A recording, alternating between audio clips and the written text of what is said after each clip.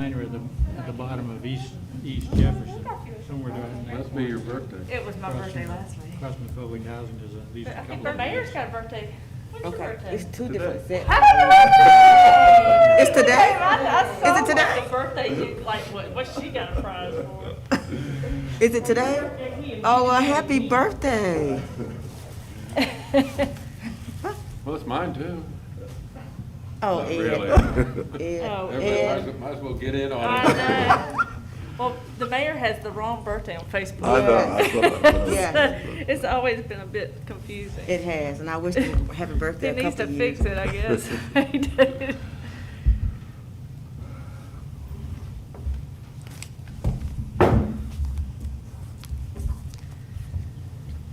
Oh, yeah. I guess, Mr. Mayor, you can note, it's probably the first time we've all been here right at. Oh, my I God. know. That should be a proclamation of on time. Honor today, everybody's here on time. No, no, right. I don't want to ruin my reputation by being early. So what you gonna do for your birthday? Oh, I don't know. I think I'm gonna Take a nap? take a nap. Sounds good to me. Mayor, you are now live. Thank you, sir. Good morning. We're going to call our work session to order. And I would ask if you are with us this morning to please turn your cell phones off.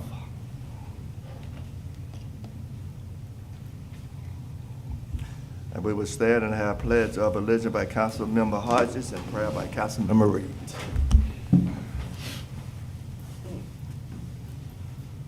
I pledge allegiance To the flag of the United States of America and to the republic for which it stands, one nation, under God, indivisible, with liberty and justice for all. If you would like to pray with us, would you please remain standing? Gracious and eternal God, who we are this morning once and again, thanking you for this day, a day that you have made, a day that we shall all rejoice and be glad in. Thank you that you have allowed us together one more time on behalf of the city of Madison. We ask you to give us the wisdom, knowledge, and understanding to bless the agenda that is set before us on this day. We ask all of this in your name. Amen. Amen.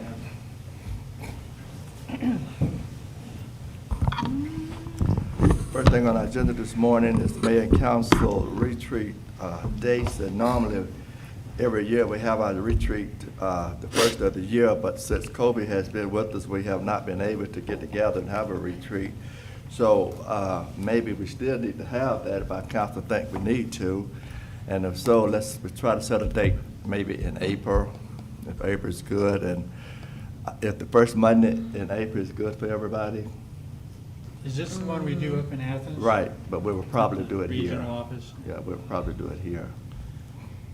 You said the first Monday. You said the first Monday in April. First Monday in April is around April the 4th, the 5th. I'm not really sure what date that is. 5th. It's the 5th, the April day the after 5th. Easter. Mr. Mayor, I'll be out of town That's what I that was wondering. entire week. It's Easter. Okay. It must be spring break. How Yeah, about the third Monday? I'm sure I could do any You other do that time. third Monday. That's fine. What is That's that the- date, Mr. Mayor? That's the third- 19th. The The 19th third of Monday's the April. April 19th. Let's do that. That's good for everybody? Yeah. Good. 8:30 here in this Mm-hmm. council room, and we'll get with our city attorney. See if that fits him. Okay. Thank you so much. Carl Benson Institute Government Personnel Policy Update Proposal. Karen.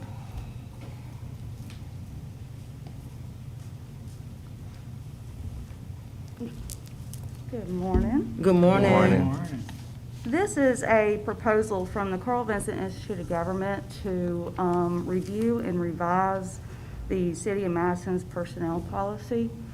The last time that we have had the Carl Vincent come in and do an extensive review of our policy was in 2009. And so they will work with the city manager and staff to thoroughly review our policies, make any suggestions if we need to revise or add policies, and also make sure that we are still in compliance with the current labor laws. And there's a price tag on this? Yes, I'm sorry. It is $10,175.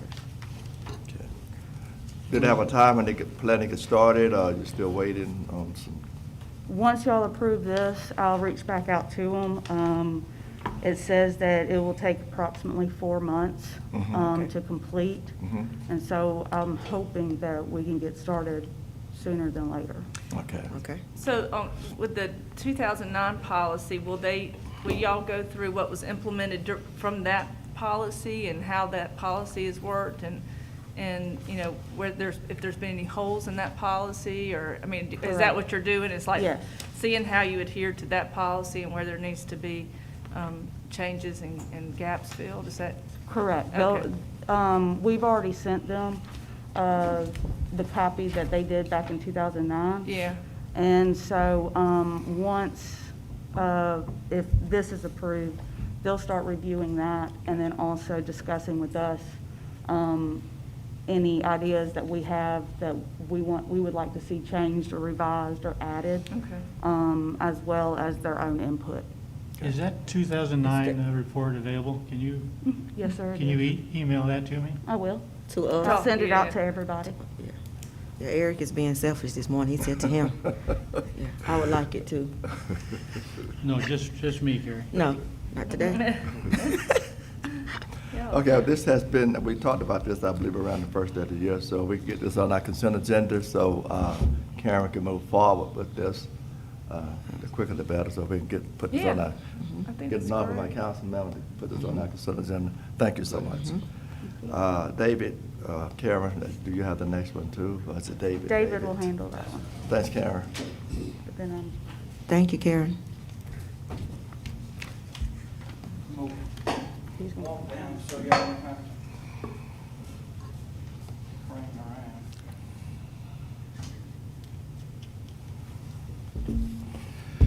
around. Okay, thank you, Mr. Mayor. Good morning. Good morning. This is as requested by the mayor and council, a organizational review, and you've seen the proposal from the same group, Carl Vince Institute of Government. They will look at what we're doing, look at our organizational structure, talk to supervisors, some employees. I'm not sure how deep they'll dive. They'll look at anything we have, any plans. You know, a lot of times the way we do things they're not written out in any kind of policy, but I think they'll go through how we do things and how we evaluate perhaps, and just do kind of a bottom-up look. And the price tag on this one, It's 19. 19,000 and some change. This will be a different group, different professionals doing this. And you see the individuals that'll be charged with this. Paula Sanford's PhD, and Julia Amon of MPA will be in charge of this review. And they'll interview us too, right? Or- I would imagine they Yeah. will interview you, yes. How would Good. you categorize, David, the difference between the two studies that are going on? Well, one is dealing with just personnel matter, just personnel policies, how employees work every day. You know, what things are, how you do things, what things are a violation of that policy, how we work every day. It'll get into leave, it gets into benefits. I mean, this is more about the employee side, and the study we're talking about now is more on the organizational managerial side. So the two different things. One, of course, the personnel policy we have now, we're operating under that. This organizational review, look at the structure and look at, again, how we do things. I'm sure there'll be a bundle of recommendations that they will make. Thank you, sir. And I believe we asked our city manager to make contact with them a couple of months ago, so if we could get this on our consent agenda, so our city manager can move forward with this. Council member, we can get a nod to put this on our consent agenda. Yes, sir. Thank you so much. Thank you, Mr. Nod. Thank you, David. Thanks, David.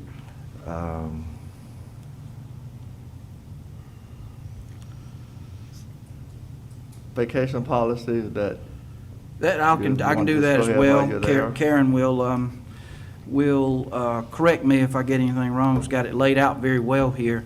When we negotiate or when we're hiring and we offer a new employee, their life is not in a vacuum, so they've got plans going forward. That first year of employment is always very important, and our leave policy right now kind of penalizes that first year employee. You only accrue 5 days. So often, if they have a vacation or if they have to take any time off, they get behind.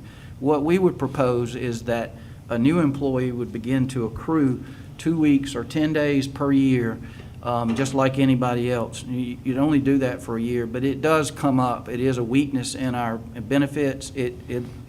It'll only affect new employees for that first year. It's 5 more days of unproductive time, but Karen and I have talked about it, and she has said that it comes up quite often, that it's a little quirky for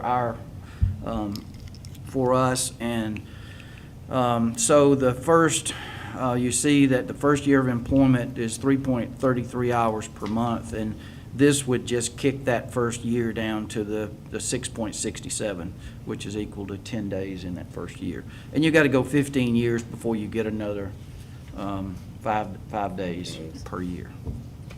It's pretty simple, not a lot of cost to it, but it does kind of clean up. Yeah. It just kind of kicks that little quirk out of what we're doing. Uh, We'll answer any questions. go ahead. Yeah, David, the one thing that the government has, if we can get good benefits, we're not paying people really. Have we thought about maybe after so many years going to 4 weeks and? That'll be part of the personnel study. I've got for some employees, 4 weeks will be wonderful because they'll use every day. They'll use every hour. I mean, and they'll use it every Friday if you let them. I mean, I hate to say that, but managing paid time off or whatever way is sometimes it's a challenge because some employees would want to take a day at a time, and if you got 15 days strung out throughout the year, it's a Friday or a Monday. It's difficult to manage that. So I think going to 4 weeks after so much time, for me, I'll just have to donate more time because I don't take it the way I need to. So it kind of builds up, and for some other employees it builds up. But I know that we're going to look at the way we perhaps can offer bereavement time. We don't offer that for employees. Some places do that. So we're going to look at that. We're also going to look at rolling all of our leave time into just one category. Right now we have 6 days a year that is sick, or personal. We call it personal leave. You can take it for any reason or no reason. Well, there's not a great justification for separating that from other days that you're accruing. It's just 2 different categories that you can take off. Theoretically, the 6 days of personal leave you can do at a moment's notice. You wake up that morning and you don't feel well or something's come up and you need to take off, call your supervisor and say, I'm not going to be there today. And annual leave really is supposed to be scheduled. It's supposed to let them know a week or 2 weeks in advance, I want to take these days off, so the supervisor can plan and the work schedule to accommodate that. So there's some talk about consolidating that, which will be easier to manage. But as far as increasing, that's all going to be part of the study. It's all going to be part That's of, what do awesome. other people do? How can we, right, as Yeah. right now? Right. If you approve the week for that first year, if we just go to 10 days till you get to 15, you're 3 weeks after that. If you want to kick in a 4 week for the last 10 years of your career from, 20 to 30 or 25 to 30, it's just going to be a call that we need to make. My question was just, should we review that? Oh, We're not going to do anything. Right. Here, what you're proposing is okay, and I Yes. think it's great. I do think we need to, a lot of places let you accrue. You said you just turn it back and give it back, but You can. In the policy, you're supposed to not get, you're not supposed to not carry over 120, Karen, I have that right? 240 hours per year. And we've got a few employees that have crept up, they're workaholics. I'm one of them. I'll carry more hours than I'm supposed to, but I've got to work that down. Part of the study is going to be a request from staff to clean that out, pay it off. Work it down to 240, or if that's the time that we agree to, going forward, a hard and fast policy will be, if you don't use it during that time period, you're gonna lose it, or, you know, there are other ways to dispense with it. But we're always gonna balance back, we're always going to set back to a certain level. Most employees, not a problem. You know, take their time off, that's all fine. It's their time, they need to get away from the job and enjoy their day, paid days off. But all of that is going to be studied in this, and we're gonna resolve some things that we've had some issues with in the past. thanks, David. That Thank sounds you. good. Thank you. You know, I think the HR trend is definitely towards the personal time off concept. Right. Let them decide. That seems to be what's more common. Does any of this change, first of all, what's the impetus for asking for this first year change? Is that from the employees or an accounting? It's from, perspective? no, it's from interviews for new employees that comes up as kind of an issue. I don't know that any prospective employees ever said, well, no, I'm not coming to work here, but it seems to be always an issue because the employee will say, well, I've got a vacation plan, Right. and if I take a week off, that'll put me in the hole. So it's just one of those kind of apprehensive things, especially if you have a prospective employee that has some years of experience and they leaving a job and they may be leaving 2 or 3 weeks of paid time off, then all of a sudden they're coming to the city for the first year, they're only going to get a week. It's a step back that we want to kind of close that. Hey, I think we need to talk a little bit more into our microphone. Yeah. Yeah, David, Eric, talk more into your microphone. Oh, sorry. As far as increasing the hours being accrued starting from the first month of employment. Yes. Does that conflict at all with probationary periods that we have? No, it doesn't. I mean, you can still be accruing time and still be working through a probationary period. I mean, there are other aspects or other things you have to consider is when they become eligible for health benefits, or when the city starts paying in for pension. There are different things that kick in at different periods of time. But overriding all of that, the first 6 months, whether you're accruing time or not, the new employee is in a probationary period and being evaluated whether, it's a good match. Just one, add just that, you're competing against the private sector. The That's right. private sector gives 2 weeks typically, and some of them now their packages are 4 weeks Yeah. at day one. Yeah. And they're realizing, and the more benefits that we can give our employees, that we can afford to give our employees, we should give it to them, because if I'm a 16-year employee and I got accrued time and money that I'm going to lose if I leave, Yeah. Yeah. that type of thing, it's a good incentive, and, get that, stop. That's your call? No, can you believe that? My goodness. Sorry. I'm listening. I think we need a vote of censure. But thank you, David, for looking into that, and I encourage us to really look into the And this benefits.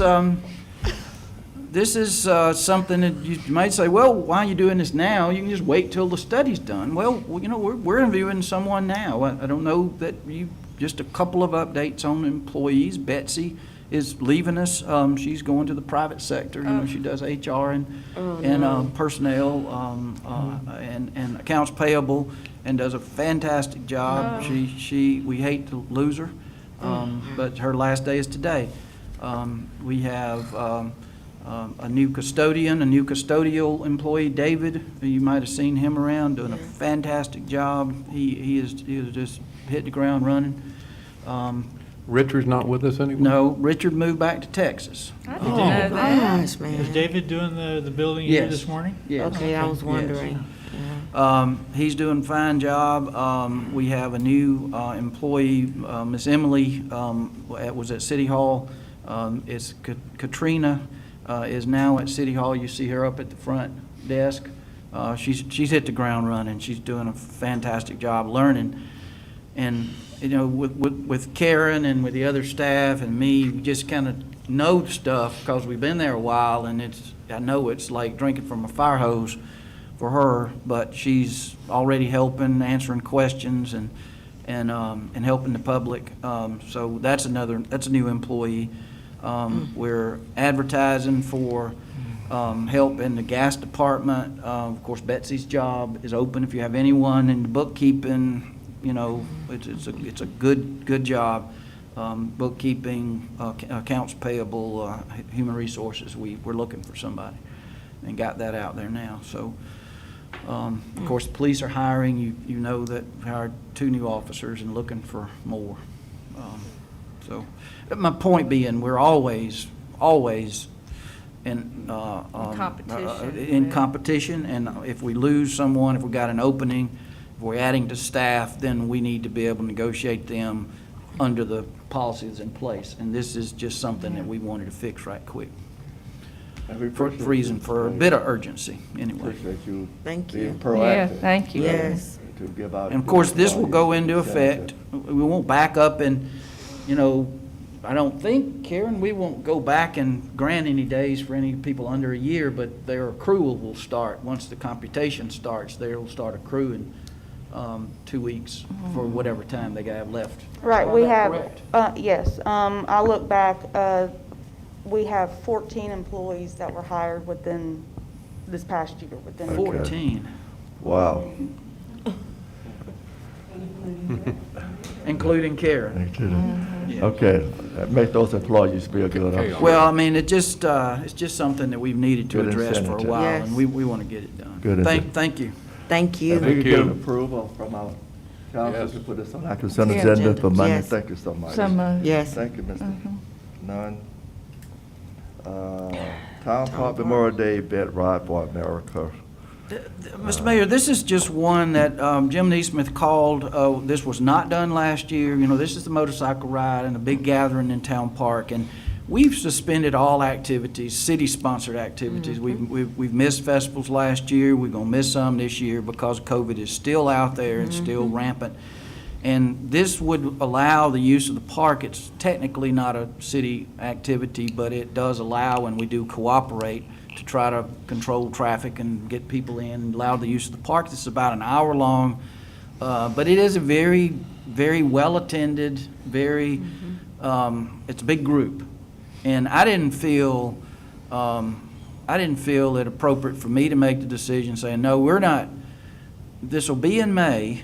I did not think that, I thought it deserved some discussion. Yeah. About whether you think, because this is a request for use of city facilities. I mean, they could do it a different way. They could just do the ride and not stop and not do the ceremony. Of course, we would work and help them with that if they wanted to ride through the city. Do we have any town park policies right now still active about the number of people? I know We that just when. don't allow any groups over whatever the state's calling for, which Was I it don't know. 50 people, right, or I think that's something? about right, yeah. So I just thought it might be, we'll be in a different place in May, again, I think, hopefully. But I just thought it deserved some discussion. And I think we need to discuss it. My personal opinion, I just think we just need to be careful. We don't know if the vaccines are still being, the shortage of vaccines, you know? Yeah. We say we want to keep our people healthy, and if they just ride through, you're going to create a crowd, you know?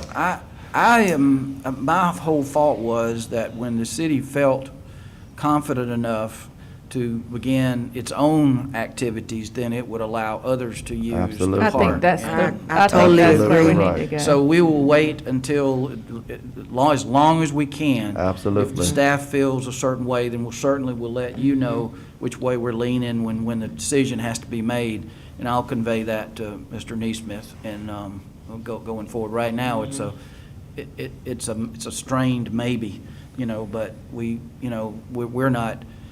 we're still holding back from doing things and really missing those events. I mean, we're ready to get back out there and get at it, but, okay.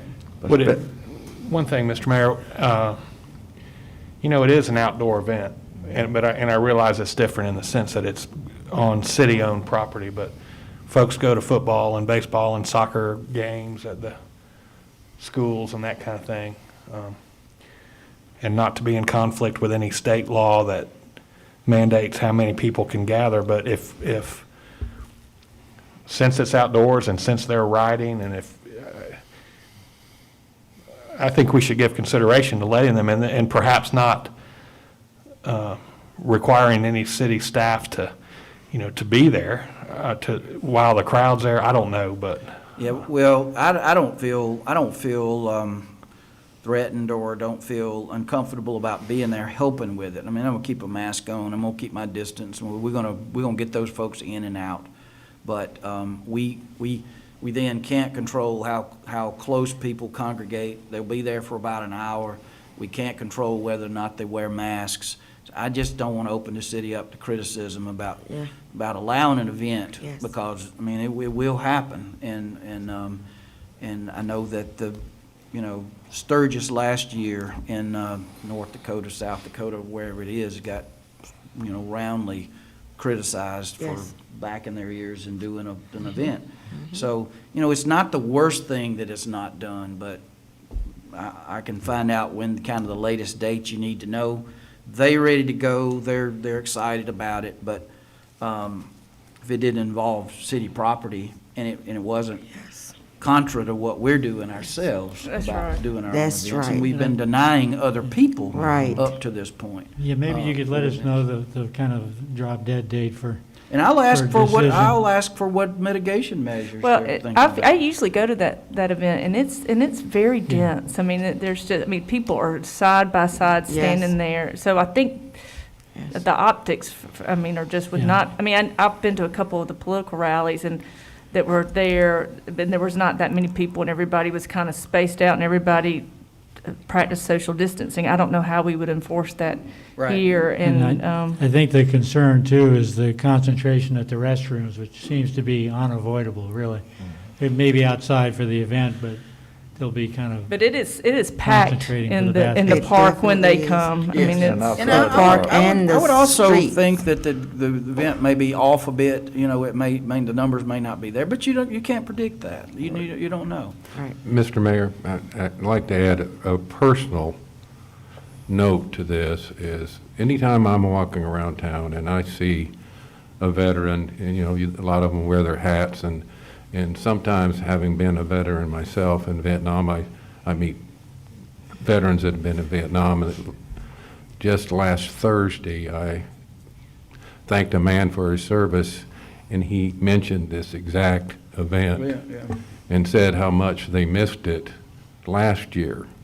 And he said, I sure hope we can get together again. He said, I've been coming to it for 9 or 10 years, and we talked about the gentleman that has been a member of the Army, Navy, and Air Force. He had a career in all of them, and he said that just means so much to veterans and their families. So I'm just putting that out there because it really touched me that he really looked forward to that event. I think it is an important holiday. It is a huge event. I've been, probably the last 5 years I've been there. But we need to make sure that we don't make the city seem like we're doing certain things for certain groups. So I think we need to make sure we're careful with it. And the restroom problem, what Eric was talking about, I totally agree. have we allowed any groups to gather in the park? None at all, no? Karen, have we Not at had all. a Just the chance- political, John Ossoff, that campaign And rally it was was really the, small. yeah. there was, Well, that's right. but I mean, that's a group we allowed in the park, so. Yeah. I think there You was got a a, point there there. was, yeah.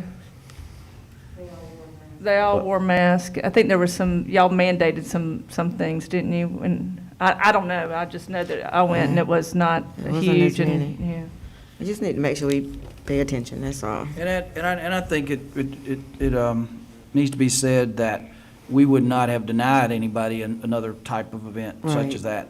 Because we offered, and we always offer, the park for short political rallies or speeches or Right, whatever. right. Because we have promoted Town Park as kind of that public speaking, freedom of speech stump that anybody can do, whether it's a prayer vigil or political, or if it's a kind of a, whatever it is. And we offered, and I think in that case, they had to pay, or they were legal.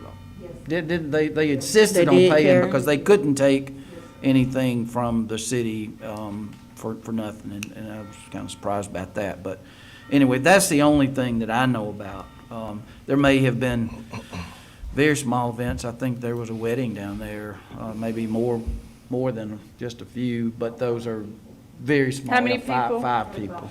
5 people. So my suggestion would be, do the city have any idea when they plan to get back to their activities? Karen, have y'all talked about it? I think we're kind of hinging on your leadership and your guidance, the guidance of the council. We have been telling everyone that we are not. We've had multiple requests for use of the park, and outside of the Ossoff campaign, with the small number that they have, we've been telling everyone that because the city is not hosting any events, that we are not allowing private parties. Just this week alone, I've had 5 requests to rent the park for weddings. But they wanted the lawn, the gazebo, and the pavilion with 100+ people at the park. And I just explained that because we're not, the city hasn't made a decision yet. And, you know, I've talked with David about that, and so we're just waiting to see how the comfort level of city leadership and just watching what the governor's orders are, which is what we're just kind of standing on at this time. What are the governor's orders? Are they 50 and less still, or? I know they've I don't know either. changed so much, or I don't know what they are currently, to be honest with you. Mr. Mayor, may I follow up with one more question? And it may be to Karen or to whomever, but, and I understand y'all said that John Ossoff was a small crowd. Did we limit the number? Did we anticipate a number going into that? Did we say you can't have more than? We did not. Okay. No, sir. I think the contact to me told me that it was just going to be his campaign and whomever showed up. But no, sir, we didn't put a restriction on it. Do anybody know if the cultural center's gonna have their tour home? Have you heard, Eric? They're not having? I No, think it- sir. I think They're- it's they're not. canceled. So they're not having their tour homes in No. May? No. That's usually a big event, so if they're not having their tour homes in May, and Memorial Day usually follows that, so The- I would say let's just hold off to be safe, and so everybody will know. Mayor, they're not doing their tour homes. They're opening with putting their toe in the water, as they say, with an event on May 1st as a opening for their 125th anniversary. They're doing something from 5 to 7. And then they are planning to do the antique show May the 20th, 21st, and 22nd. Oh, wow. I think they're trying to do some of that outdoors, I believe. Well, can we just kind of stay fluid and wait for the governor's orders? I mean, is it something these guys have to know right now, or? We'll check. Well, I mean, that's the best we can do is just put Because kind of put it how on many hold. people are in that group? I mean, it's like 300, There's isn't a it? bunch of them. Is You it? mean in, At the bike ride. The bike ride. no, it's often over 1,000 because there Thousands, may I was be gonna say it's more than 800 300. bikes, so, and then there are lots of veterans and lots of public I that mean, show they up. I don't remember, they don't really, they get on the bike and go. I mean, it's just an hour. It is about an hour, the ceremony and Yeah. the festivities about an hour, but the getting in and then getting out, Yeah. it's quite an event. I mean, And the people park miss is it. usually full, as you Yeah, well, I know. know. It's like sardines, usually yeah. right. Okay, well, we'll keep monitoring. Thank you, David. Okay, thank you. Madison Fire Department? Mr. Mayor, this is simply an update of the firefighting automatic aid assistance agreement. This exact agreement will be offered to the county commissioners. You have, or had a map, I probably left it at my seat, that covers We have- those. We have it, You yeah. got it at your seat, that covers the areas outside of the city limits. And I apologize for not knowing exactly everything. Mr. Jimmy's on the line. I'm not sure if he remembers all of the changes. I know that there are not any substantive changes to this. I know the map was tweaked a little bit. And, but this just brings this agreement up to date. Okay.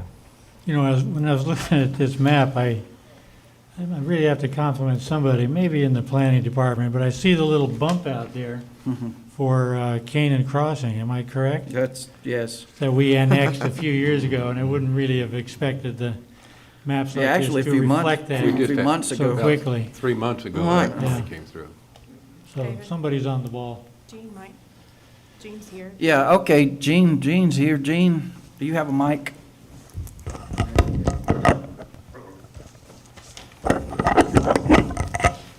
Okay, yeah, I'm here. Yeah, go ahead. The changes, Okay. Pretty much the agreement is not changing in its essence from what we've had in the past. A little bit of the verbiage has changed, just to clarify a few things. The only thing we added in it that was of any significance is the area on the bypass. Being as it's so in and out of the city, it's very confusing for dispatch and others to know who to dispatch to that. So what the city and I, or the county and I have discussed is the dispatchers to dispatch both of us, both departments, to any call on that little stretch there. And if one department gets there and doesn't need the other one, we can call each other off, is pretty much what that's saying. So it's just really to kind of make sure somebody's going, is all that is. Okay. Okay. Thank you, Gene. Thank Sure, you. everybody pretty much understand. Can we get this on our consent agenda for Monday to approve? Okay, thank you so much. Please. And if you, I don't know if you guys had an opportunity to read this week's paper. There was a nice article in the paper for our fire department, our fire chief and Gene. That was a great article. So we appreciate our fire department and what they do. Monica, I think it's you.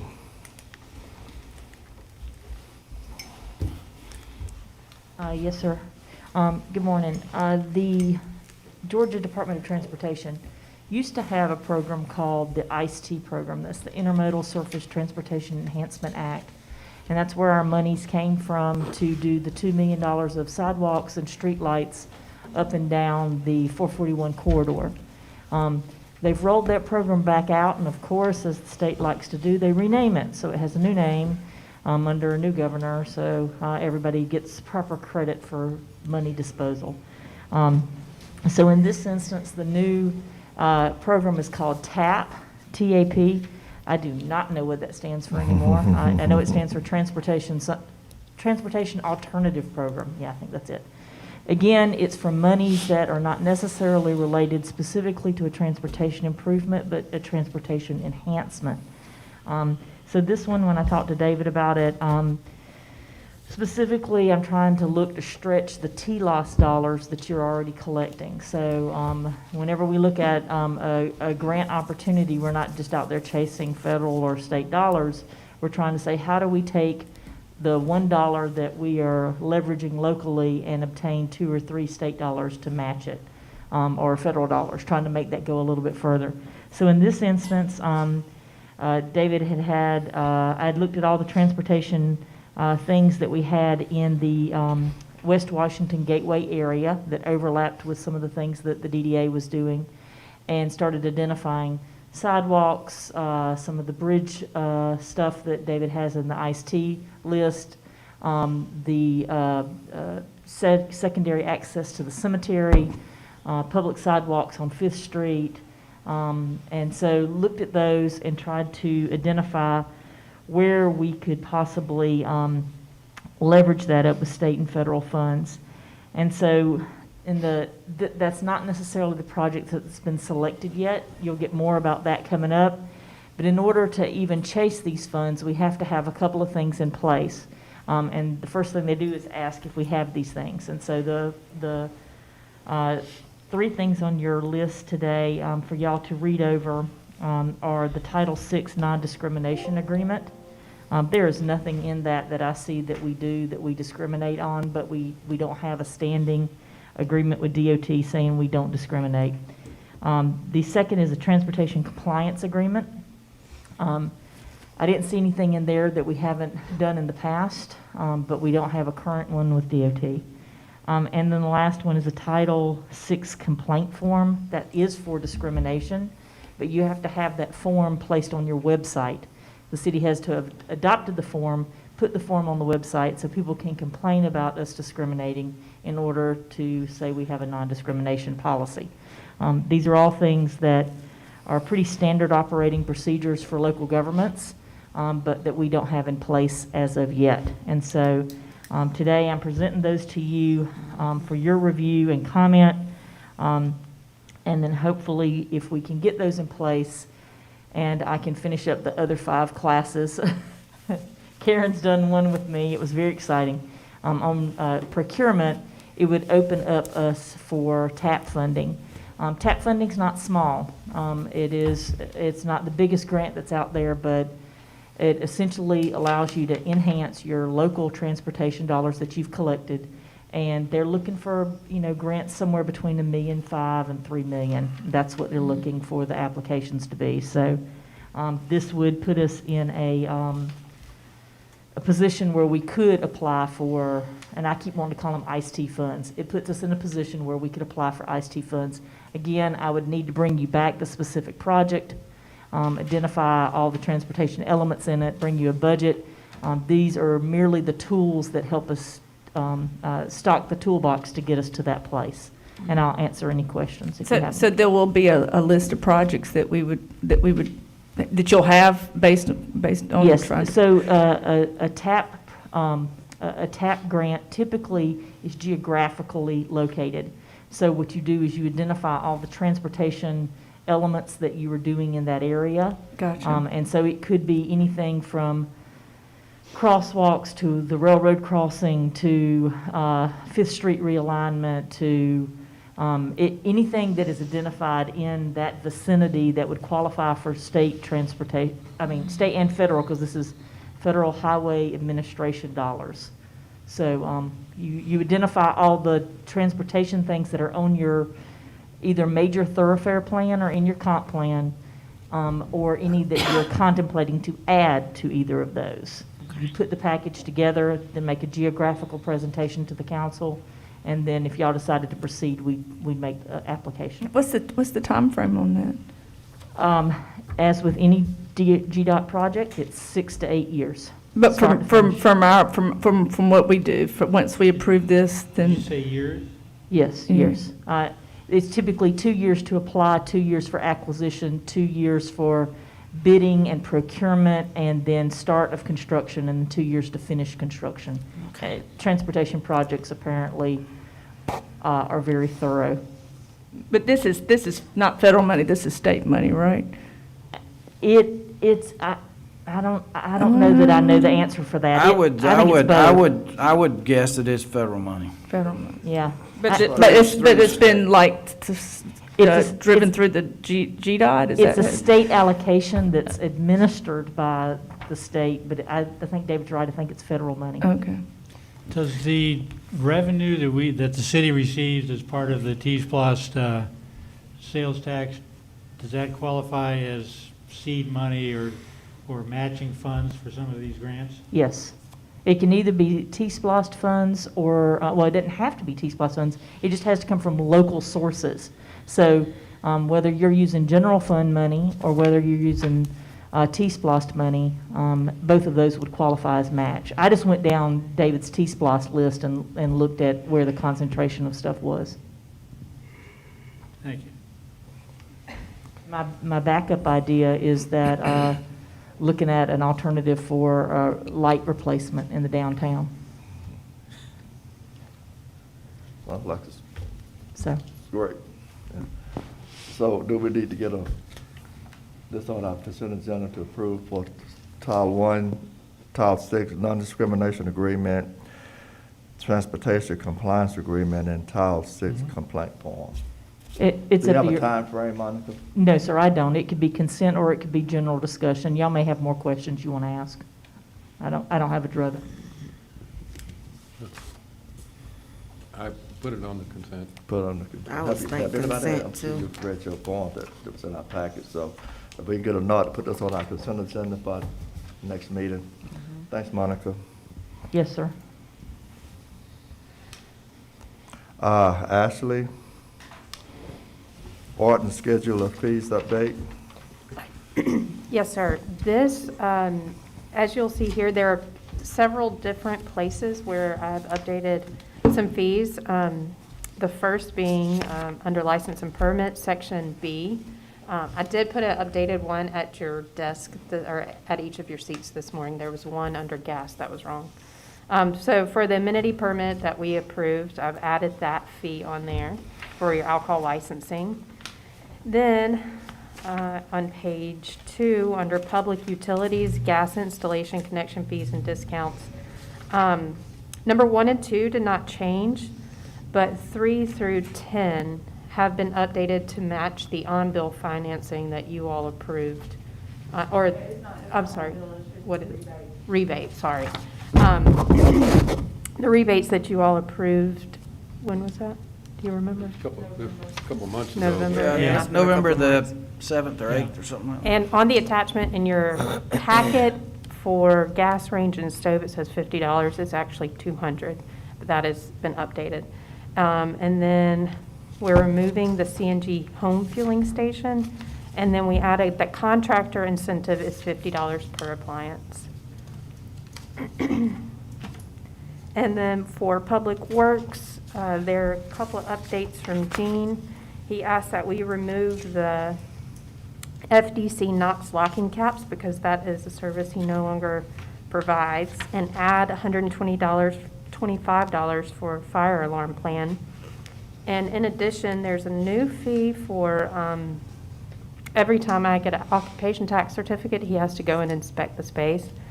And this will be now a charge for $50 to issue that certificate of occupancy for occupational taxes.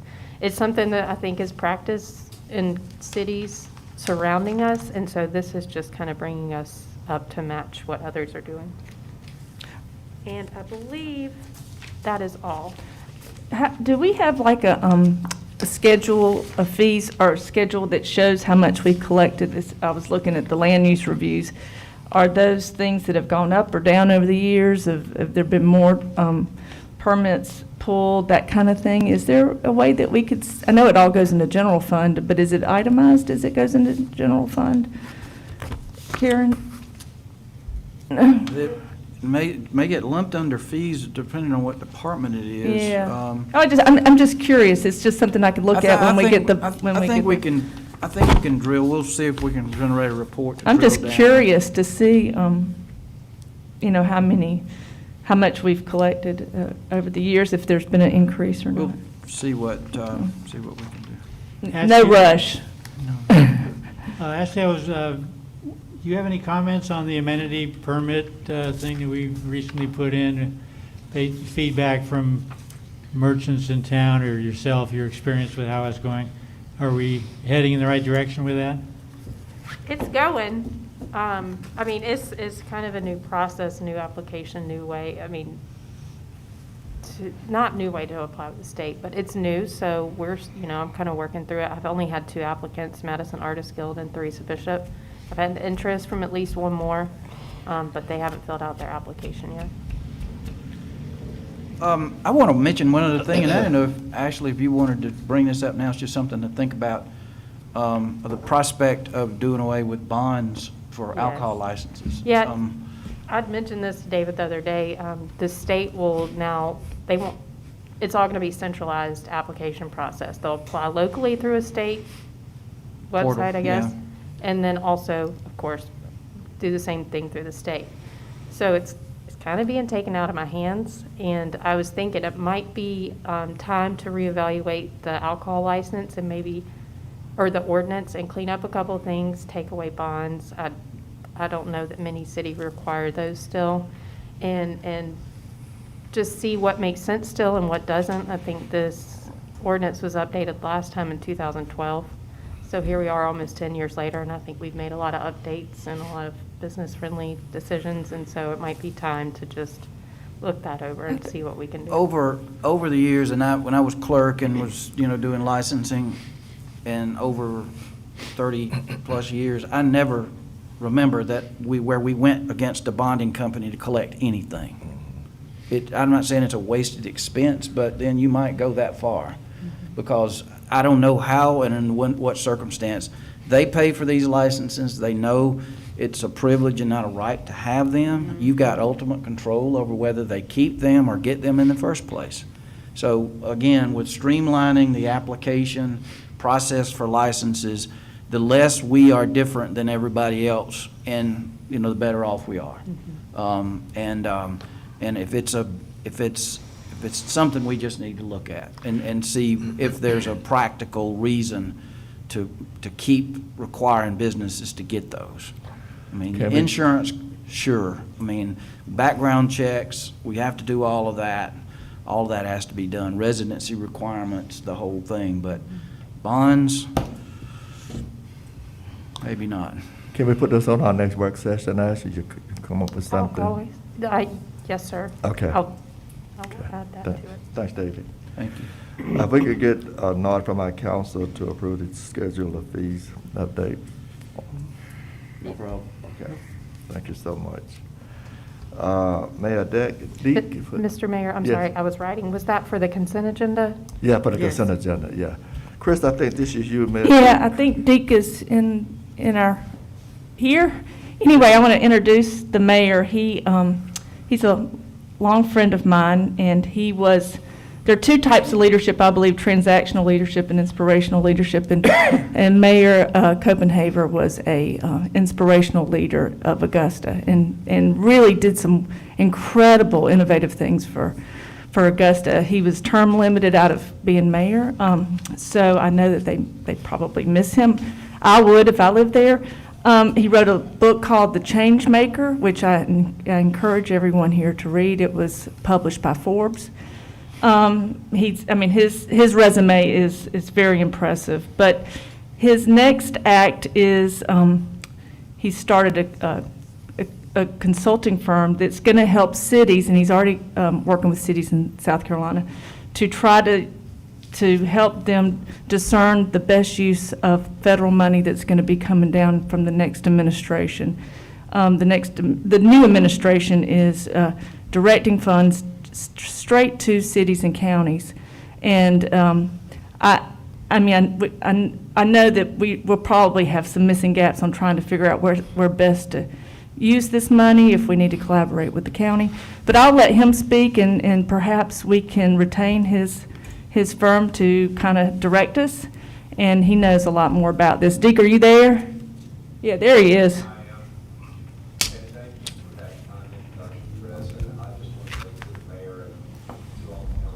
Can't hear. We can't hear him. Can you speak a little louder? No, Ken. Oh, Wait, Ken's Ken? working on it. Okay. Wait a minute. Hang on, Deke. Yeah, just one moment.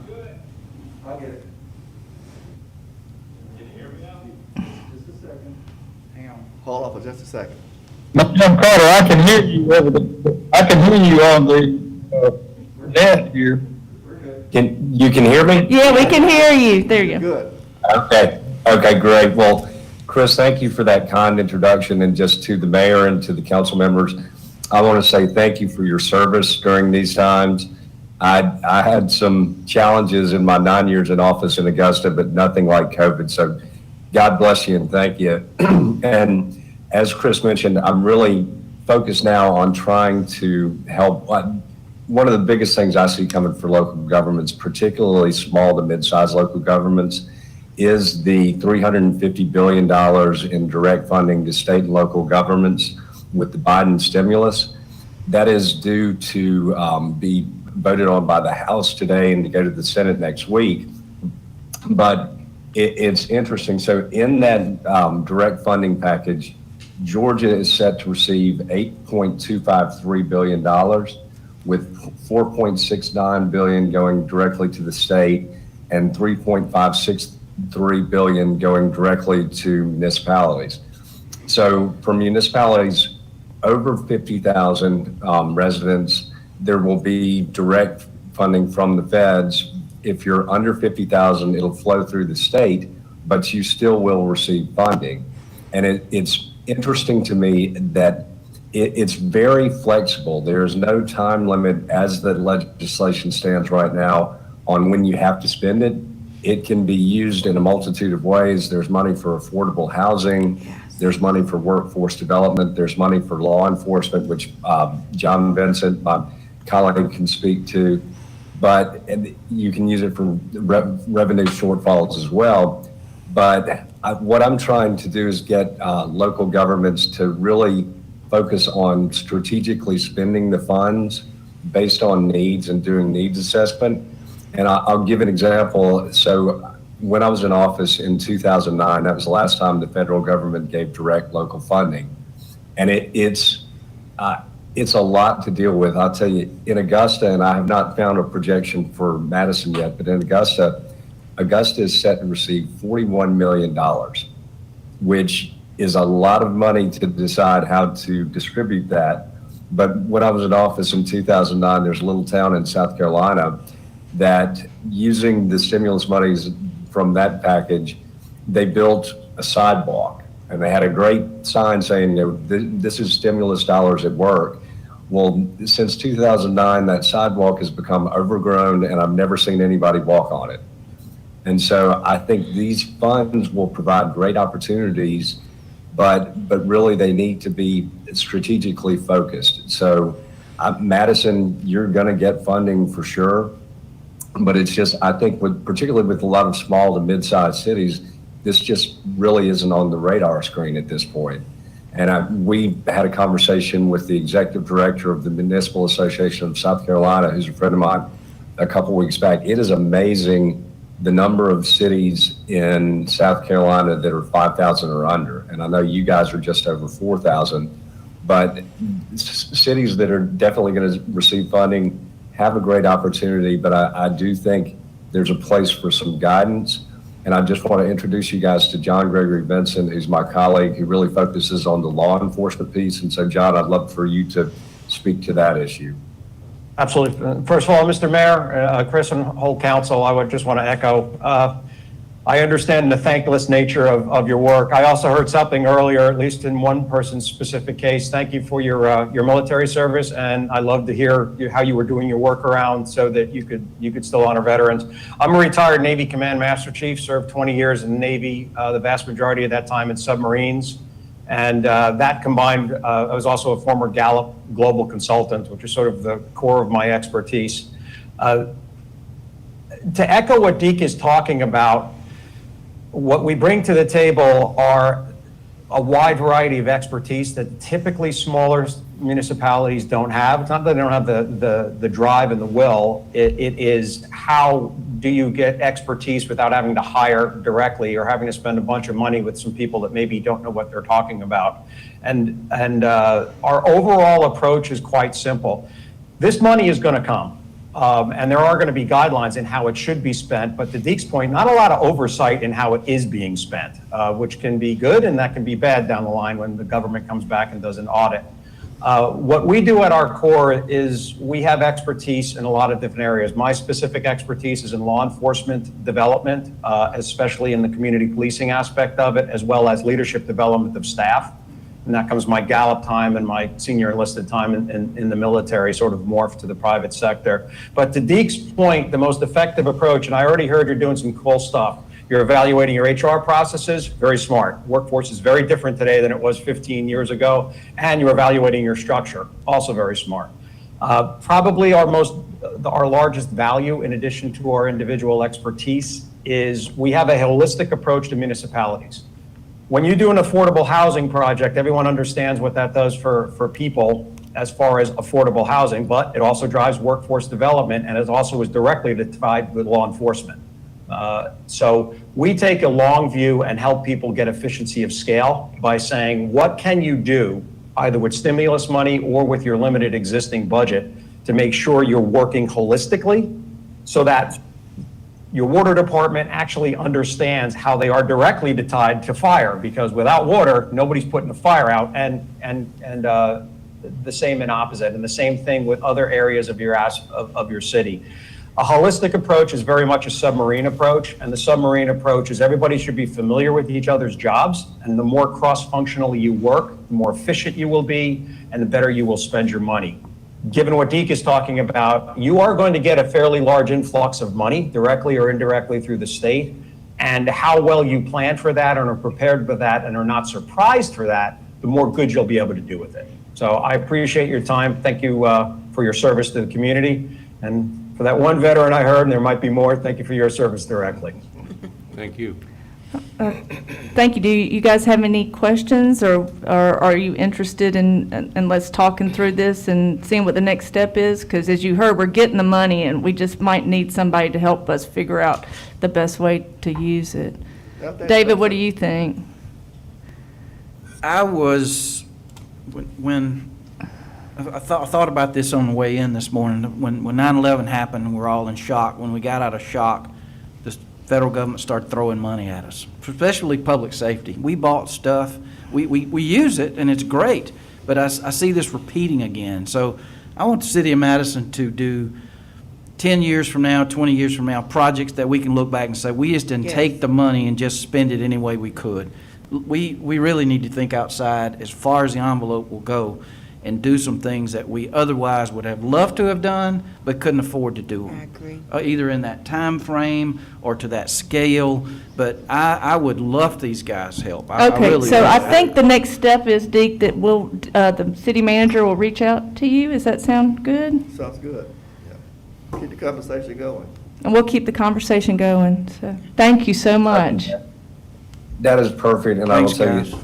thank you guys for your foresight, and I was just telling John, it is a wonderful and encouraging thing to see local elected officials, local government handle their business with an eye to the future and in a professional manner. So I've really enjoyed listening to you guys. Yes. Thank you. I'll echo that. We are invited to a lot of meetings, and this one has been, I will just say, extremely refreshing. So well done. Look forward to continuing the dialogue. Thank you for your time. Thank you, guys. Thank you. Thanks, Chris. Okay, thanks, guys. Mr. Hepburn. Thank you. Mr. Mayor? Yes, sir. Has everybody seen that we're going to have another meeting March 9th, economic development meeting?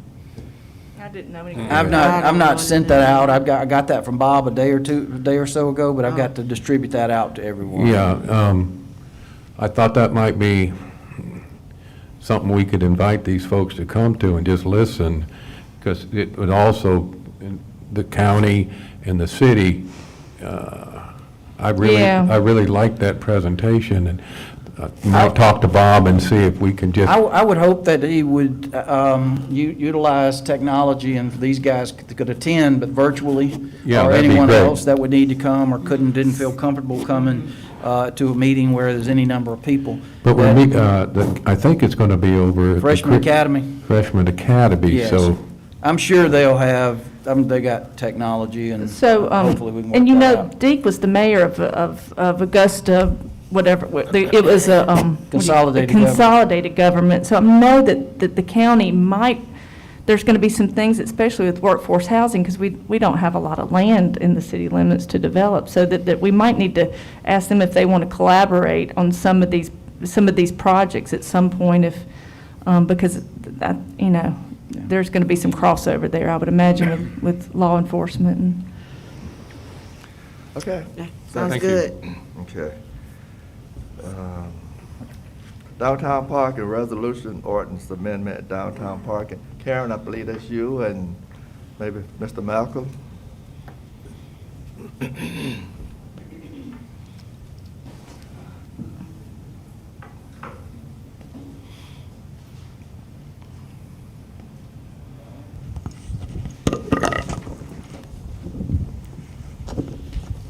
Yes, sir. Thank you, Mr. Mayor and council.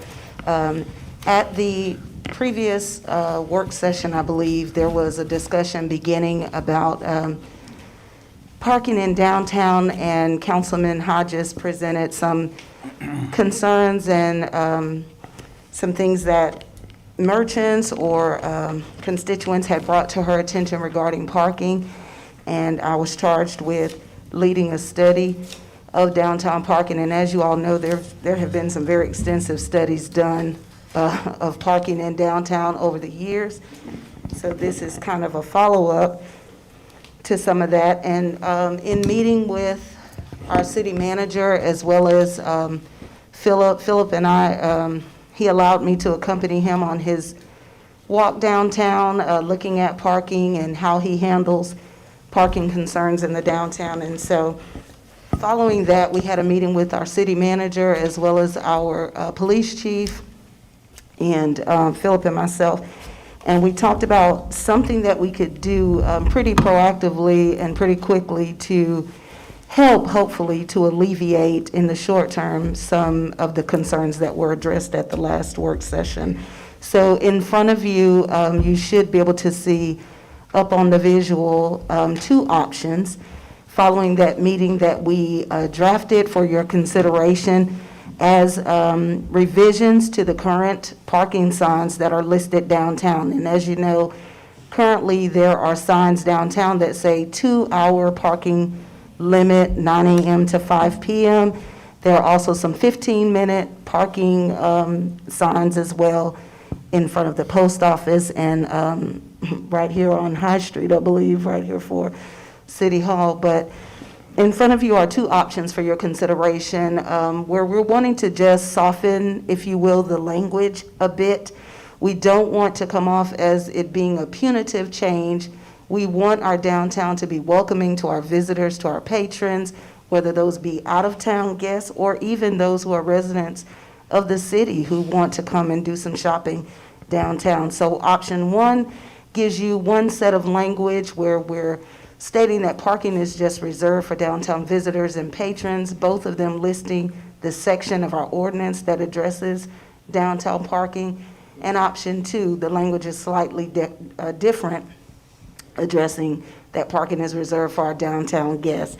This would replace, with your consideration and your approval, it would replace the current signage that we have existing, trying to again remove the feeling of punitive measures being taken, and just hopefully that people will understand that parking is for our guests, parking is for our visitors, it is for our patrons, and that employees and business owners and professionals in downtown have other parking options. They may not like those as much, but there are other parking options for them, and that they would abide by these according to the section and to reserve those spaces in the public for public purposes. So, Philip, would you like to share anything? Yes. Karen has spoken well. It's all well known that I have a lot of duties, but parking, and I think David can agree with this, parking is sometimes the most challenging part that I deal with because first off, it's very limited. And I think doing away with the 2-hour parking is going to be a good thing because a lot of merchants think they can be there for 2 hours, but they can't. That's a different section of that code section. I run into that a lot. Also, we got a lot of lofts being built uptown, and we got a lot more residents uptown, and this is only going to continue to be, if we don't deal with this now, we're going to get behind the 8 ball, and it's going to be a bigger challenge for us. And so I think I don't think this is something that we need to think about. This is something we need to do because it's only going to get more complicated. And please, it's challenging enough as it is. So, and I think the chief will agree with that. But I think that this signage is going to clear up a lot of confusion.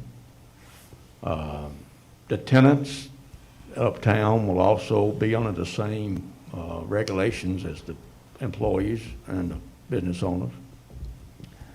Because right now what we have to do is we just write a $10 overtime ticket for people who are parked up there. And we have some residents who sit up there all day. Every day I write some people tickets. They just come in and pay the $10 ticket. And, but under the proposed changes in the ordinance, it would be, the first three would be $15, but the fourth would be a $30 ticket.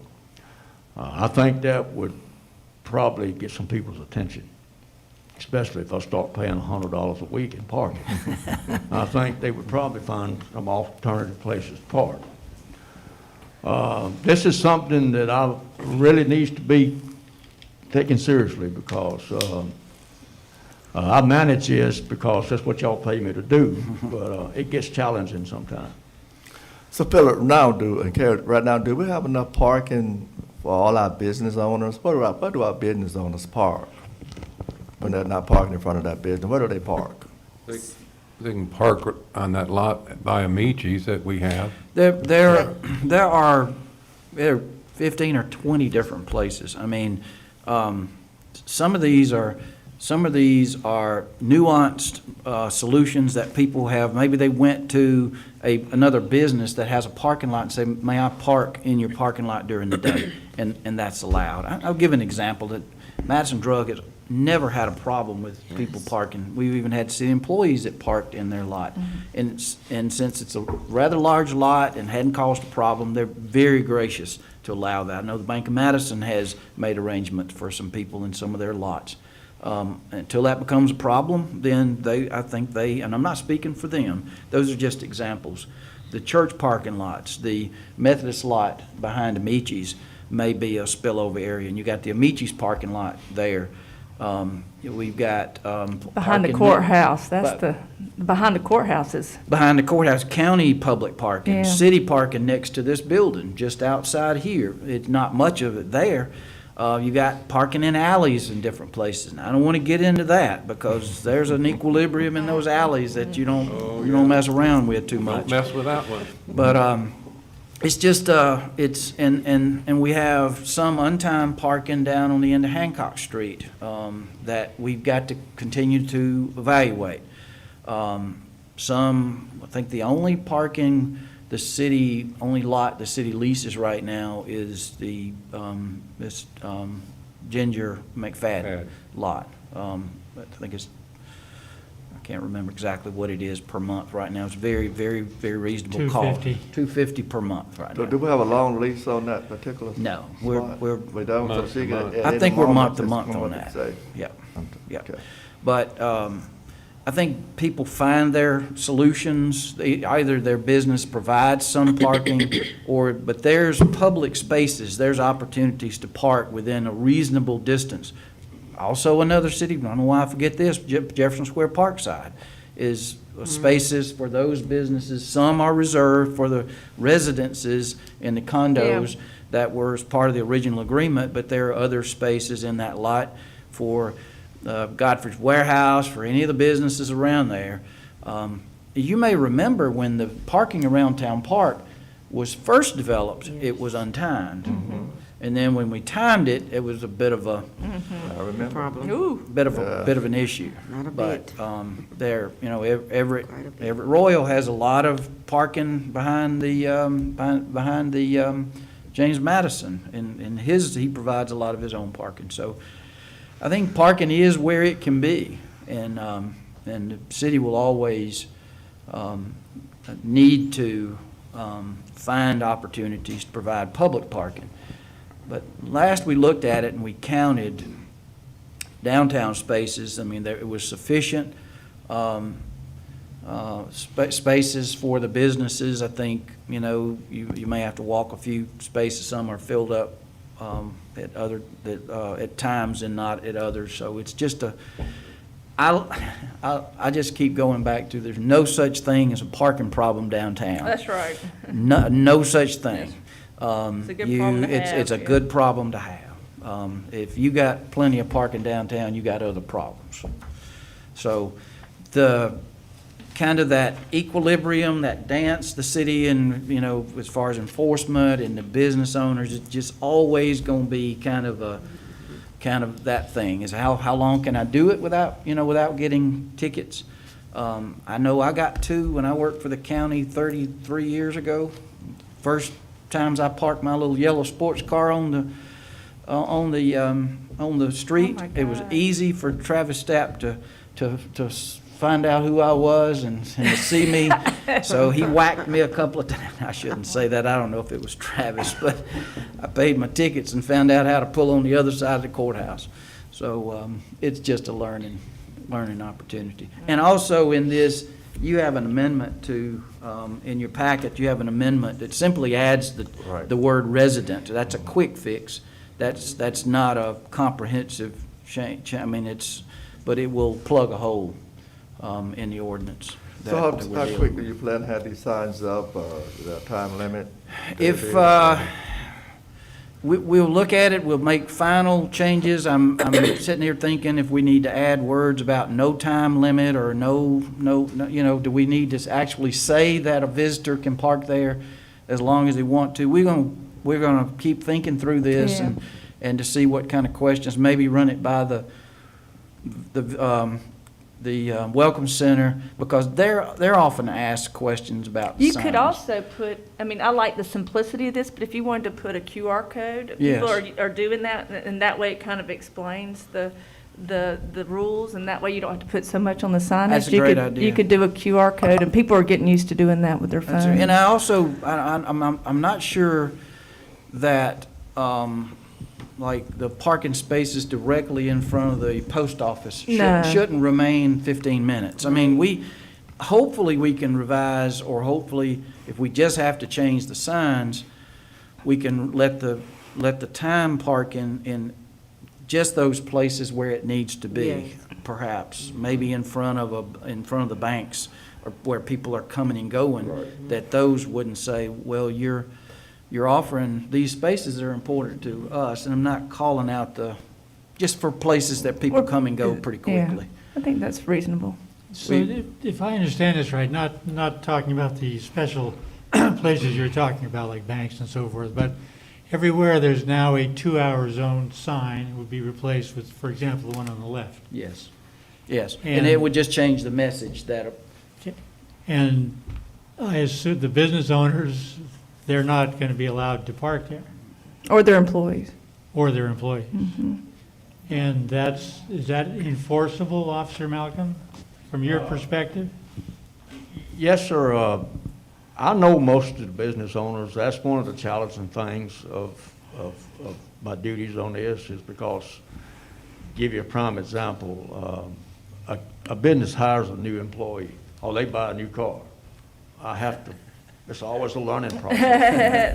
That's the way we've gotten around Philip before, is get a new And car. so, but I got a keen eye. I normally get on it pretty Yeah. quick.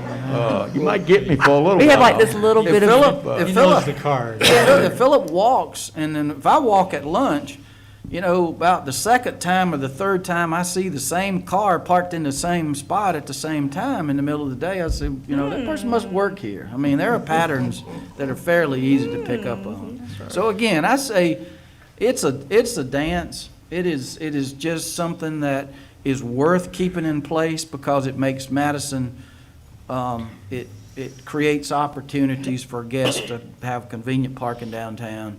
And I think it's a good thing to have, and I think this is a good move to make it work better. Less confusion for everybody. Well, there's still going to be some confusion, Mr. Mayor, because you may be a business owner downtown, but you may be in town shopping somewhere else. Now, that becomes a problem. It used to be when the restaurants were in here, and you wouldn't, business owner could park, and Philip got me. I parked, and I went to my office, but I had stopped and ordered breakfast, and I was going back to pick it up and leave. And he was right in doing what he did, but it becomes hard on the business owner to even shop downtown. We thought about another way to do that. We thought about issuing something that they could put in their windshield. And it's a That's a great idea. I mean, it's something that people, there could be the possibility that it'd be abused, but I think it would say, look, I know, you know I work here all the time, but I'm here, I'm not working, I'm patronizing someone, but if a car that Philip recognizes is not right in front of where they normally are, if they are across town, I kind of doubt that he's going to nail them on that. I mean, but again, it's a nuance thing that Philip has to figure out. And we can, even if a ticket's written, we can correct it. I mean, if it was legitimately where that person. And Philip did that for me. He was very kind. Exactly. But I just wanted to bring that up, and Philip worked with us, but that's still something to think about. It does seem like, though, doesn't in Exhibit A, the terminology there, I'm not sure just adding it, doesn't resident need a little more specificity to it? I mean, I read that, and it says, I, as a resident of Madison, cannot park downtown. Am I missing something? I know you're trying to keep it simple, but I don't think that works legally. We from could, my we could opinion. we could add downtown resident or resident And the within the business within the district. business. I mean, I'm a resident. I think before this comes back to you for final consideration, that we'll look at being more specific. Didn't we name our downtown the Business and Entertainment District? Isn't that what it's Not for called? these purposes, I don't think. Or could we just say the business? Zone where parking is waived is C1, so you could refer to it as C1 parking. Okay. We'll take a look and make sure that it's specific and where it can, where it'll pass legal muster. Yes, sir. Thank you. Thank you. Okay, thank you, Thank you, Karen. Thank you, Philip. This is Thank a you for the great, work. Appreciate your great, help. yeah. I think Great this will make stuff. a lot of people happy. Okay, Mr. Noah, you want to hit just the highlights to your, Yes. Thank you, Mr. Mayor. I got my written reports before you. At your short call meeting this morning, just talking about the airport, there is a resolution dealing with that. It is to engage an attorney to help us with those final steps in land acquisition for the airport. Traffic calming, we've got the 2 speed tables on Jefferson Street. We installed the second one on Wheat Street. We're going to install the second one on Foster, and then we're going to install 2 on Maxey Lane within the next, as quick as we can get that done. Trying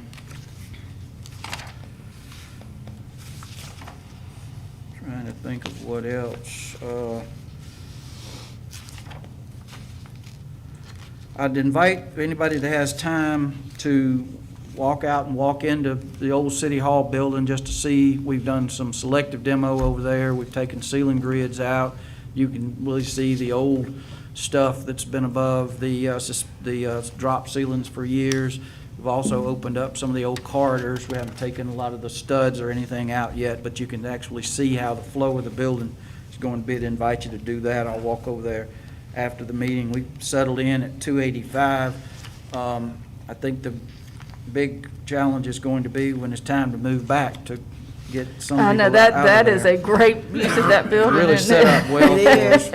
It is. And the landlord's not getting a bad deal either, because we're trying to correct a few things that we see. Yeah. We're treating it like we own it to a certain extent with some things, so we're going to leave it better than we found it anyway. And it's a great, great space. It worked perfect for us. And thank you, Mr. Mayor, for suggesting that and getting us in there.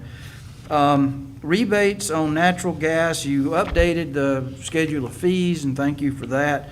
But we ran some information in a newsletter, and we're getting a lot of calls. We're actually going back at least 6 months on people who may have missed a rebate. We're honoring installations up to 6 months ago. We think that's fair. But under the whatever time frame, if you did it before the rebates were installed, or rebates were changed, then you under the old rebates. We ran into a couple of situations where that wasn't called out exactly in the flyer or in that information, and we had to disappoint a couple folks about that. But just to, as a reminder, that we now have on-bill financing for gas appliances, besides the rebates. We've got some people started on that. That's $6,500 maximum for appliance installs, and a 6-month, Karen, are the most, Karen Stout? 6 months is the, not 6 months, 60 months or 5 years is the maximum term. Again, this is no interest fee, only a $3 a month administrative fee, and you pay on your utility bill every month, and that's through GMA at no risk to the city. Yeah, not GMA, but the Gas Authority, I'm sorry. You see some activity, I know that. I'm getting a new tankless heater this afternoon. This afternoon, that's right. All right. I know that if you go up North Second Street, I think DDA has some contracts on some property up there, 3 lots just before you get to the water plant. The city has used that property for a laydown yard and for storage of material for years and years, probably 20 years or more. But it is being cleaned off. It looks really good, ready for 3 new houses up there at some point in time. City's getting its material off of that lot. And I'm going to brag on city staff for doing, the city looks good. We're getting ready for a beautiful spring. We're installing tree boxes downtown, trying to get those done. You see a couple of scars that we've not yet healed up. But we're doing a lot with a little. I'll answer any questions anybody has about any progress. Appreciate Thank you. what you're doing. And I'd just like to really give a shout out to our DDA members, Mr. Lathan, our city staff, Monica, who works so closely with them, Councilmember Reed and Councilmember Lathan. I was at a river cutting on Wednesday afternoon over at the middle school where the GMC college is. Yes. And it really looks nice. It's really making add an addition to that community. Yes. We're proud of our DDA for working so hard with the GMC College to make that happen. And I think once the Boys and Girls Club gets there and the Pearl Bernie Alumni Museum gets there, it's going to be an amazing campus. It's really We nice. thank y'all so much for your hard work that you did to make this happen. Thank you. You're welcome, Mr. Mayor, but there's a lot of great people on the DDA that offer so much talent. It's not just Monica and Ed. We are blessed to have an array of experience, and we're blessed that they're very interested and really working hard. It's a pretty hard-working authority. But I'd just like to also remind people that as DDA, we're here really for the economic development of downtown Madison. And, people see us going out and buying land and property and stuff like that, and it goes off the tax rolls. Our goal is to get it back on the tax rolls and as soon as we can, because we don't want to be, we want private people to develop that stuff and put it back on the tax rolls. We don't want to compete with them. We have taken on, and David knows this and Monica well, on West Washington, that was a project nobody would touch. And now we're going to get it back on the tax rolls. Hopefully, all of that will be back on the tax rolls sometime by the end of this year. So we're working hard on that, and we just want our residents and our constituents to know we're not in competition. We're here to facilitate making the city better. So, thank you. And I would echo what Ed said, the level of expertise and competence on that authority is pretty impressive. There. Just sit through one meeting and you'd be impressed. I did have one question for David, if I could. You're on that rebate program you're referencing. Do they need, for the new gas appliances, does that need to be changing from an electric to a gas or existing gas appliance? No, existing gas. If you install a gas appliance, you're eligible. Okay. So it can be replacement, it can be upgrading. In the past, it was only, years ago, it was only eligible if you were going from electric to gas. But we want to keep natural gas customers on natural gas and give them an incentive to stay. And it's getting a lot of traction. We're tracking our cost. You know there's a payback period for those. Our rebates are very competitive now. I think it's the kind of nudge that will get more customers, but also keep customers. Our little gas system continues to grow. Thank you so much. If there are no more questions for David, we will go immediately into our call meeting this morning. And we've already opened up this morning, so David, if you would. Okay, Mr. Mayor, what you have in your packet is a letter, I guess for lack of a better way to put it, an engagement letter. This is for specialty legal services for Madison Airport land acquisition. These are the final steps. There's nothing been done yet on this as far as any condemnation procedures, but we're getting into a posture, because if we wait too much longer on this, we're going to jeopardize significant funding from past years. So we're getting in a position. We are still negotiating with landowners, at least one major landowner there, to acquire at a negotiated price, but failure to do that will require us to go on to the next step. There is a resolution on your March 8th agenda that has to be placed on your March 8th agenda, and also a resolution for the county because this land that may have to be condemned is in unincorporated Morgan County. So this is something I don't know that I would like for you to take official action on this morning, just to acknowledge and approve Halsey, Oliver, and Mahar LLP out of Gainesville as working on this on behalf of the city. And I think I'll answer any questions you We've been have. talking about this for a while anyway. Yes, I know yes. we're gonna talk before this morning. Do our council have any questions for Mr. Nunn? So we're authorizing their legal services with what we're doing today. We're not necessarily initiating any actions. No, you're not. That's going to come up pretty quick. I mean, I think not tomorrow or the next day, but there is a schedule, and I think you see the schedule in Is this. that March date? Is that what you're talking about? Yes. Yikes. Rick, what do you think? Yeah, I'm fine with bringing this firm on, and hopeful that it'll spur some cooperation, but if not, we'll need to tackle that in March. We met on site on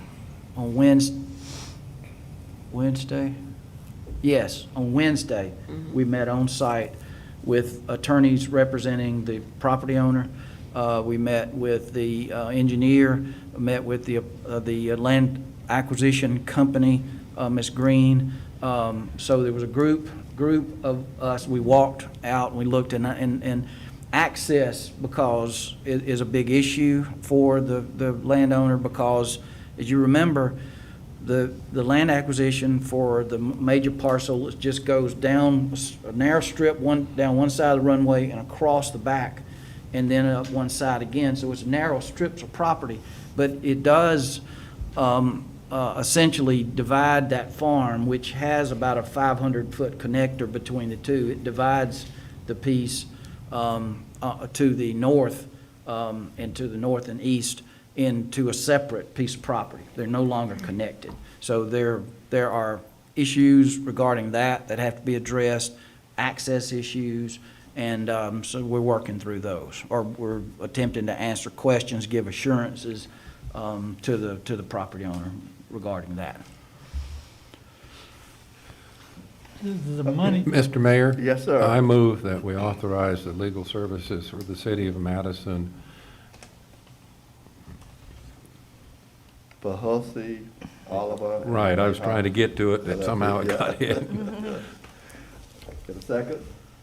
Second. Are there any more discussion? Did you have a question? just about the money, as I always have a question. So they're saying if they have to file, all three properties go to condemnation, and that's a question if it goes to that. Yes. That would be $9,000 for all three. Yes, it's my understanding. That seems fairly Reasonable? reasonable. I hope so. It's a pretty, That's why I'm it's a skeptical. pretty cut and dried process. I mean, if you engage them and it goes beyond that, that's the easy part. And then beyond that, go into negotiate the value. If it Okay. gets Yeah. litigious, then that's a different thing. All right. But at least that part, we can do the acquisition and move on as we need to move on. Mr. Mayor, could I ask if Jimmy has any comment That's who on? I would like to know. Yeah, Mr. Jimmy's comments. I see him up there in front of the pink house. Do you have any comments? Excuse me. Yeah. My comment is this, I have talked to these people, they are a specialized firm. If you look at their rates, you'll see that their top attorney there is $200 an hour. The associate is $175 and the paralegals are $85. This is a very, very good rate, and it's the result of a firm that does the same thing all the time. Because what they'll do is they'll bill a lot of paralegal time at $85 an hour. If you get a firm that doesn't do this all the time, they don't have everything set up, checklist and automatic with all the forms, all the procedures and all the checklists, you're going to pay a lot more money for this. There's no way a firm like mine, who is basically a litigation firm, could do this specialty for anything like this kind of money. So not only are you getting an outstanding firm, they've got it wired so that they're very competitive. So the rates are very reasonable. That's what I wanted to hear. Thank you. Thank you, Mr. Carter. Are there no questions? If not, all in favor? Show of hands. Opposed, none, vote unanimously. Thank you, sir. Thank you, Mr. Mayor. Thank you, Mr. Norton. Ashley, beer and wine license permit? Yes, sir. I have an application, I've received all my requirements for this applicant. It is Cindy Fetch, and she is opening Community Roots, which is the business right beside Dolce Cafe. And it will be all locally sourced produce and products and things like that, probably honeys, maybe some meats. And then she also is going to offer beer and wine, and can't necessarily locally source that here, but it will be more of your specialty wines. She has met my distance requirements, she's done her background check, and she's provided the 16 other things I require for my licenses. And they're located at 292 Hancock Street. They will only be doing beer and wine only, or only beer and wine retail. And I would like to present her application for approval this morning. Oh, and just to make a note, she and her husband, Preston Snyder, are 50/50 in this business, and he also completed his background check as required by our ordinance. So it seems like she meets all the criteria there, so we can get a motion from our council to approve this beer and wine. So moved. Second. Are there any more discussion? All in favor, show of hands. Opposed, none. Vote unanimously. Thank you so much. And I also wanted to brag on her. She has already completed the required alcohol training courses that all applicants get 6 months to complete, but she's already done it, so she's ahead of the game. Good. Good. Now we're over for public comment. Are there any more comments from our council members? Unfinished business, new business? If not, we're over for public comments. Okay, and we need to pause for about a minute because we're live streaming, and if folks are on Boxcast from our website, they will be about 30 to 45 seconds behind us. Call-in number 706-707-8801. Ready to take any call. Was anybody live streaming this morning? Was anybody else this morning? Did anybody see anything? I didn't see them, but they Had could also, one? Okay. you could also call in about the work session, correct? Oh, No, yeah. no. No, just no the, public comment. No public comment for work session. Just, I couldn't remember. just a call meeting.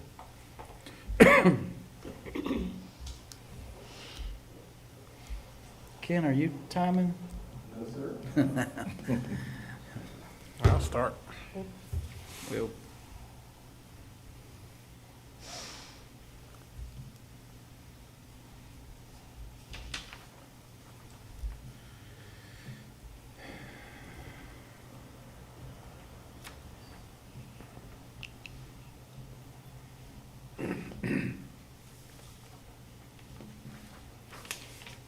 this buffer zone doesn't go around the south part of the city because the city limits are so far from the residential area that it, I think it's more to do with,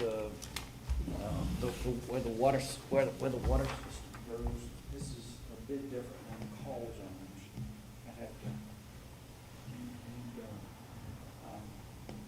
because you got city limits going way down there, so to do a buffer, there's nothing down there. Yeah, I'm not certain about that. Were you timing that? It's been over a minute, yes, Yeah, sir. I got okay. No comments? This meeting is adjourned. Okay, yeah, executive session. We will get a motion to go into executive session. So moved. To discuss real estate, not real estate, legal. Legal matters. To discuss legal matters. Yeah, motion I is second. I'm gonna go to the Can we go to the restroom? I'm gonna go to the restroom. Let's get this motion. All in favor? All in favor? Opposed? None. Vote unanimously. We give you a chance to go to the next room. You buying, Eric? Yes, that's You good. buying coffee, Eric? Was there any more coffee back there in the back? I just made some. Right here. Good. I gotta get a cup, so I go back, get it back. and get it.